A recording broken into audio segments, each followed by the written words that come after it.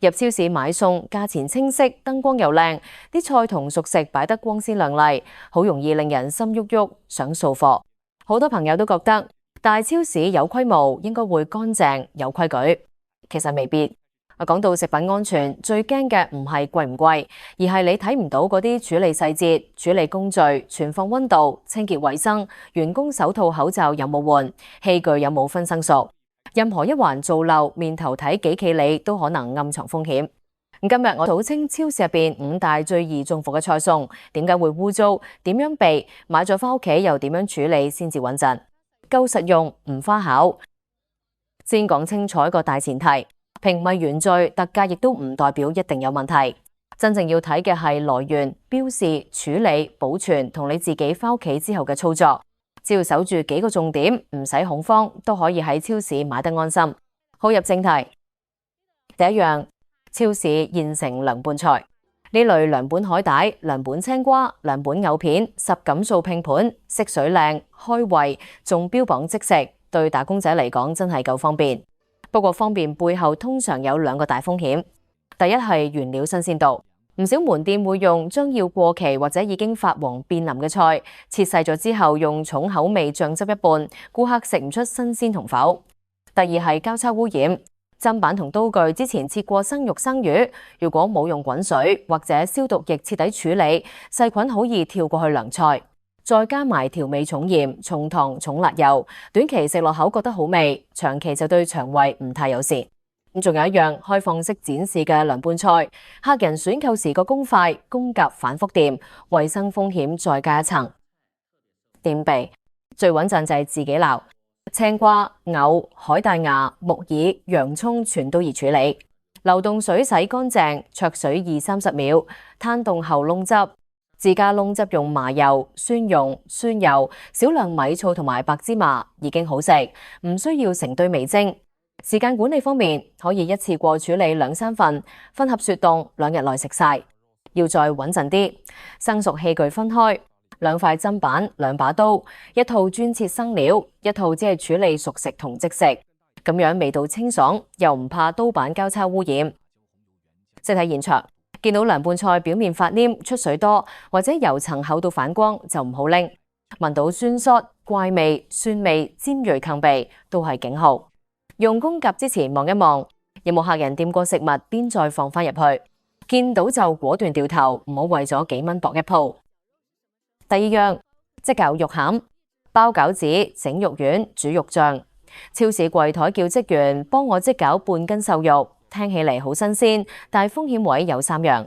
第一，原料參差，好多時係各種邊角料、碎肉，甚至賣唔出嘅熟靈肉混埋一齊。攪爛之後，你好難憑肉眼分辨品質。第二，絞肉機清潔係死穴，一日要搞好多轉，刀頭同縫縫啦啦，好易殘留血水油脂。唔係次次都拆機深層清洗，時間一耐就滋生細菌。第三，異物混入，攪嘢時灰塵、硬筋、碎骨、碎膜混入，口感差之餘，對消化都唔友善。點乜事？2個字。自己揀一塊睇得出脂瘦比例嘅新鮮肉，返屋企用廚房紙抹乾表面水分，切粒後用攪拌機短速脈衝，打至粗幼合心水。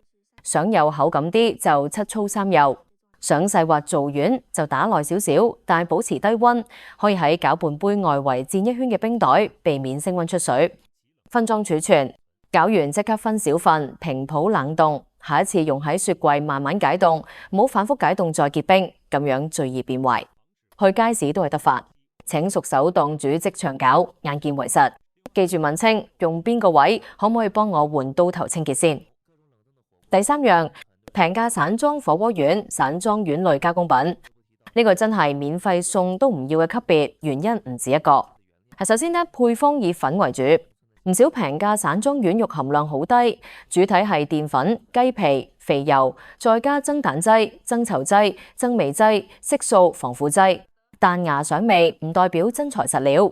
第二，開放式暴露，散裝長時間接觸空氣、灰塵、細菌，顧客手部接觸，交叉污染層層疊。第三，換標籤風險，有啲過期或者臨期貨換卡仔再賣，買嗰陣你未必知。第四，混紅斷鏈。丸類應該全程冷凍，但現場經常見到開櫃太耐，回溫結露，再放返去凍櫃，咁反覆，安全感大打折扣。點比？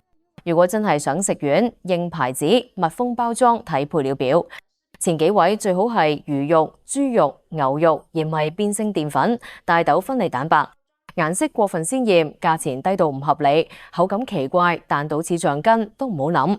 自製版本好簡單，魚柳刮成魚蓉，加入蛋白、少量木薯粉、鹽白胡椒、冰水，低溫打出黏蛋，卡成丸放入80-90攝氏度熱水定型，乾淨好味。材料你話事。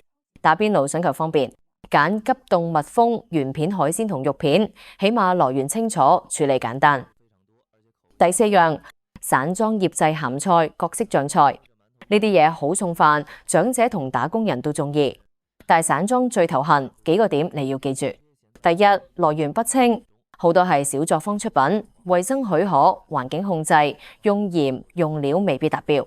第二，重鹽重添加，為咗耐放，鹽分高，防腐劑多，長期食對腎臟同血壓都唔好。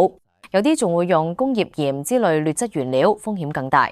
第三，開放式污染，桶裝冇密封，空氣落塵，蚊蟲老鼠，顧客攻守反覆掂，污染機會大。夏天高溫嘅情況之下，變壞更快。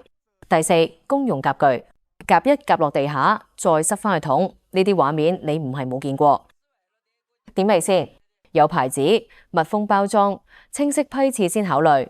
返屋企開封之後冷藏，用乾淨筷子，每次只取食用量，幾日內食完。想安心又慳錢，自家興業。白蘿蔔切條，加鹽揸出水，倒走鹽水，用米醋、少量糖、蒜片拌起。玻璃樽冷藏1晚即成。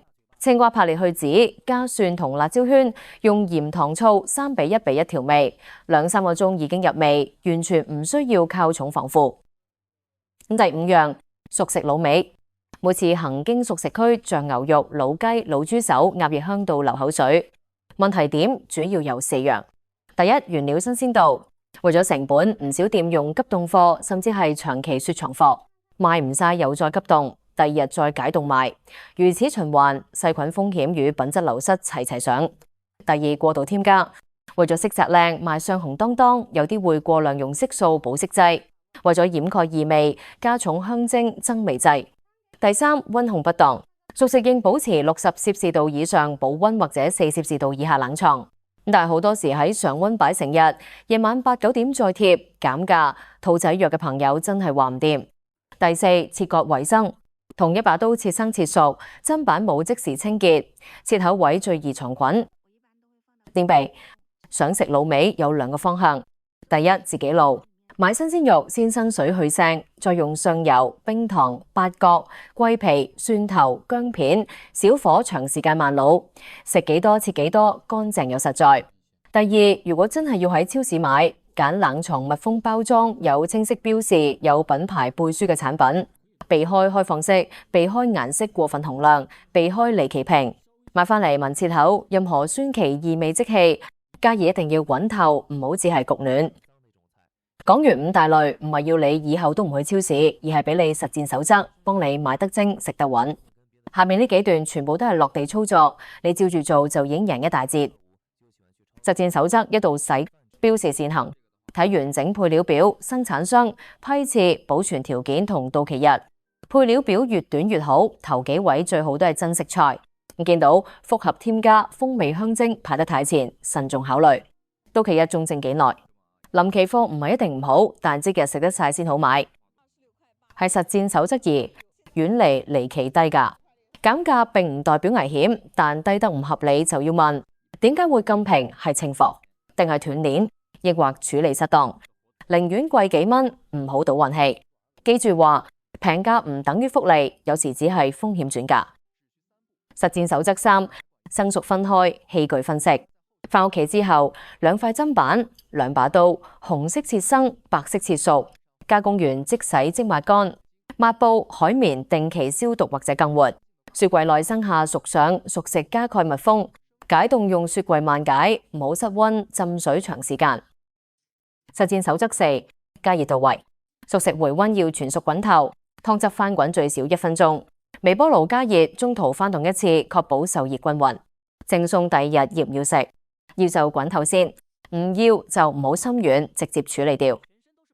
實踐守則5先，聞望續聞，買之前望色澤、聞氣味、摸一摸，問店員幾點做，擺咗幾耐，答案吞吞吐吐或者唔清楚就唔好勉強。你嘅錢值得買到可追溯嘅安心。加碼提醒：散裝乾貨粉料糖，雖然標題講5大類，但呢樣嘢我都想提一提。散裝米、麵粉、花生、瓜子、紅白砂糖、各式粉類，唔易做到無塵冇蟲。就算有擋板，都擋唔住空氣灰塵同埋客人手部接觸。粉類同糖類無法清洗，一旦混入細塵、細毛、蟲卵，你基本處理唔到。建議盡量買原廠密封小袋，返屋企轉入密封桶或者厚身密實袋，擺陰涼乾爽位。定期檢查有冇走油或者異味。米豆類先揀走雜質，再塗洗。粉糖類唔好買超大袋，免得擺太耐受潮結塊。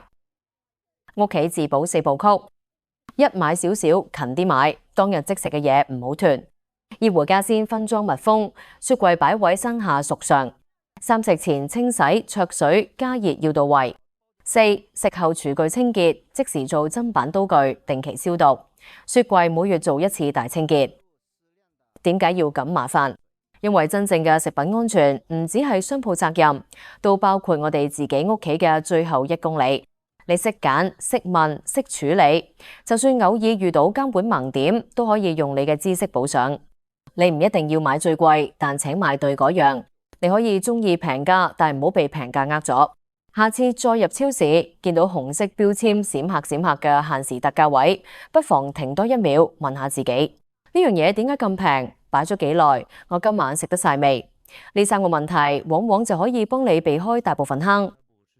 最後總結一次，等你一聽就記得：5大雷區現成涼拌菜，即絞肉餡、平價散裝丸、散裝鹹菜醬菜、熟食滷味。4大避坑密封包裝優先，配料表要睇，生熟器具分開，徹底加熱先入口。係3個問號，點解咁平？擺咗幾耐？今晚食唔食得晒？2句口訣：離奇低價要心驚，有苦味有怪味即棄。1個目標，用最簡單嘅常識守住餐台最後1道防線。講到呢度，希望你下次落超市有底氣得多，分享俾屋企人朋友聽，大家一齊識揀識食識避坑，食得舒服食得安心先至係真本事。